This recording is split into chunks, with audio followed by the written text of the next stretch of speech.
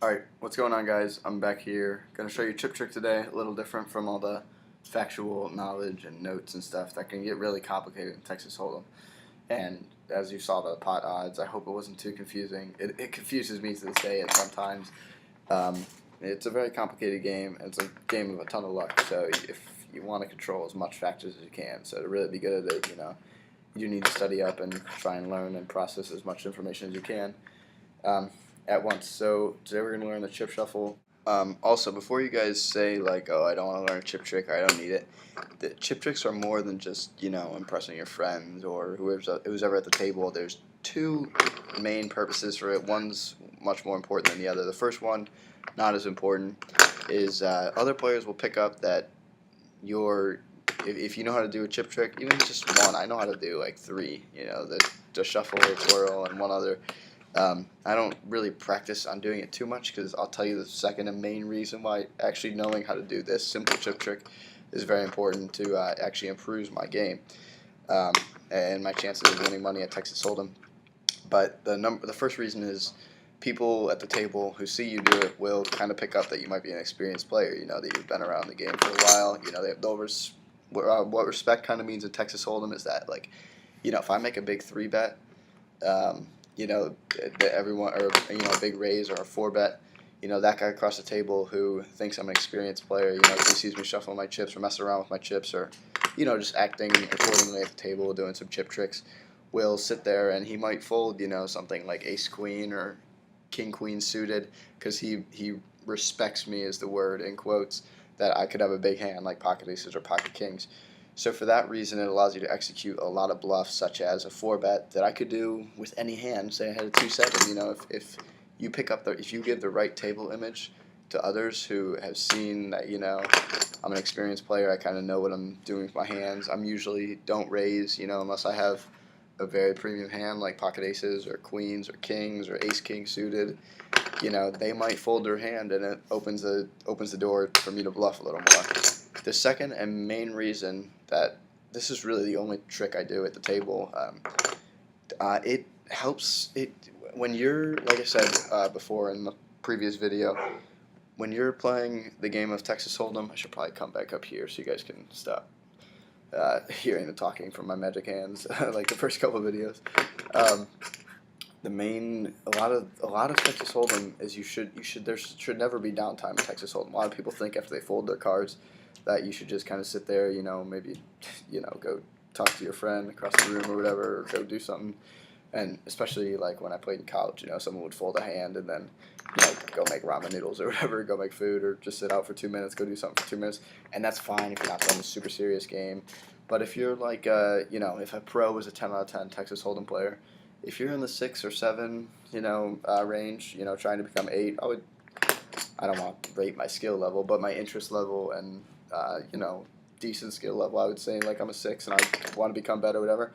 When you fold a hand, you should still be paying attention to what's going on at the table. So by doing this, especially since I don't think I'm terrible patience, but everybody gets a little antsy, especially playing poker. There's a bunch of dead time, so what people think is dead time. But after I fold my hand, I sit there and my hands are just like this, but I'm really looking around and studying people. If I pull it further away, and you could just see my face and my hand, I'm kind of just sitting here. Like it keeps me occupied, keeps me busy, but at the same time, I'm able, because I'm sitting at the table and not bored to death just by doing this simple chip shuffle. I'm picking up on tells from other people, how they play certain hands. When I see this guy bet 100 in the pot, and this guy called him down, every time he tried to bluff it, and then I see he flips over, 2-7 offsuit, and this guy's got like ace high, and he called him down.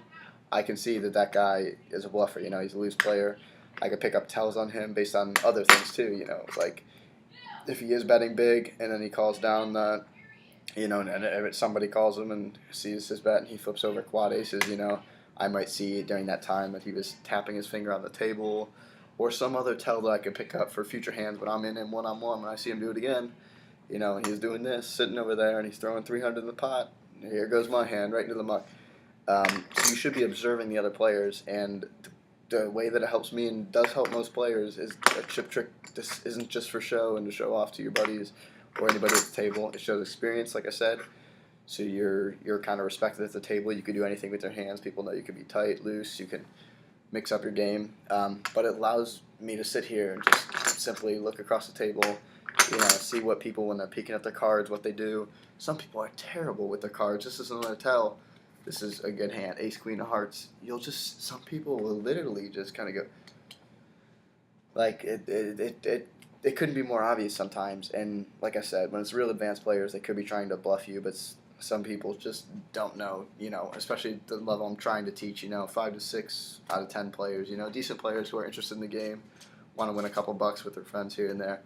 There's just tells that you could pick up on that just tell you they have a monster hand. They'll sit here like this, or like I said, they'll look away. There's a bunch of things that if you're just doing this simple chip shuffle, which you learn, it'll be frustrating at first. It took me, 2-3 weeks to really perfect and get it right. I'm doing stacks of 5 here. I could do stacks of 7 and 7. Once you get it, you're just sitting there, kind of occupying your hands, slightly occupying your brain. It's just kind of you just kind of naturally do it once you get used to it. But you're paying attention to the table and what that's offering to you, their tells, and how they play poker. So it's definitely important for that sake. So I'll get more in depth now about how to do the exact shuffle with some behind the wrist view, so my fingers aren't sitting in the way, and hopefully you guys can learn to do it. We're going to start with we'll do it with orange chips. We're going to start with 2 stacks of 3. So I'm going to push it down. You're not going to see my face again, just like the first videos I did, but just so you can get a better view at this, push it in here. We're going to start with 2 stacks of 3. So right, 1 chip, 2 and 3, 1, 2, 3. Just as a beginning, it's hard for me to do this amount anymore now because you get used to doing, I usually do 6 or 7 is most comfortable for me now. But the way to do it, I'm doing a couple overviews right now. I know my fingers are in the way. It's hard to see, but that's kind of what it looks like after you shuffle them.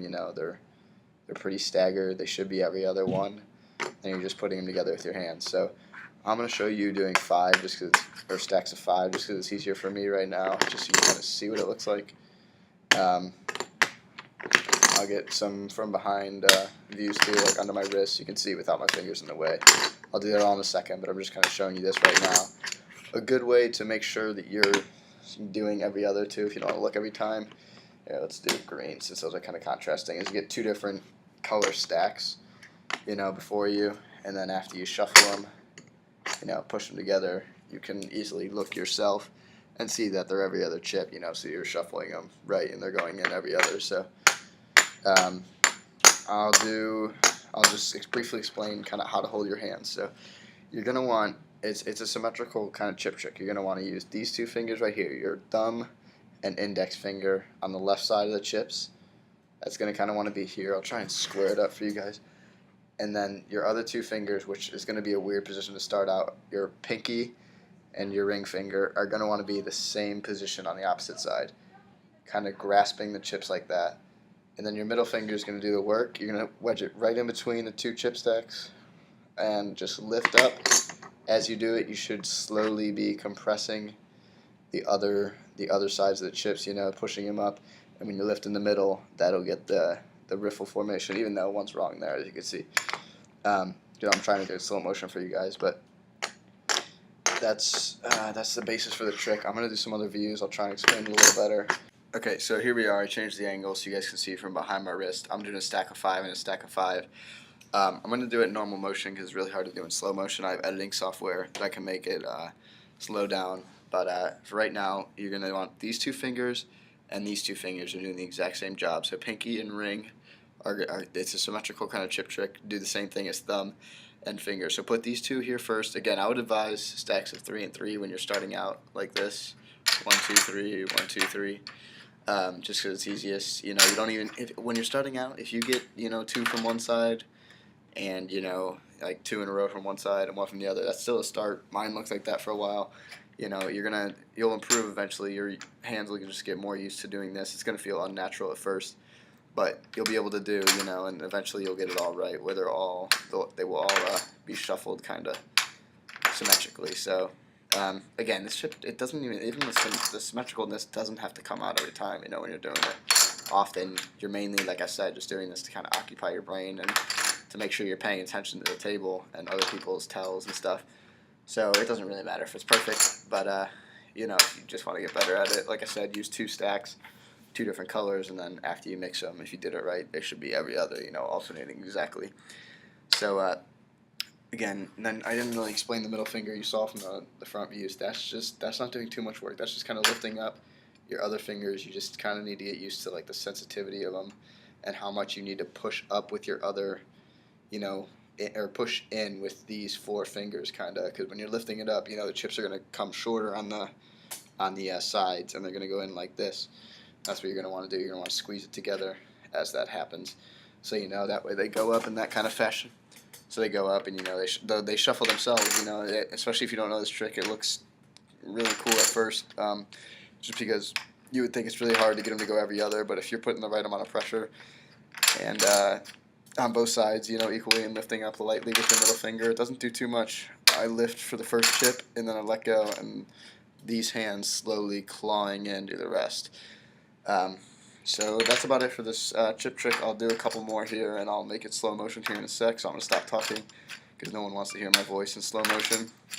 So, yeah, I cut this, and this is a little different time. I cleared off my ping pong table. We played poker with some buddies there, but besides the point, I'll just show some slow motion views here, try and get every angle, close up, a little further away. Red chips, orange chips, green chips, orange and orange. I'm doing stacks of 7 right. Or I'll do stacks of 6 right now. To show you guys. So it'll just be some close up, and I'll slow-mo it so you guys can get the best idea.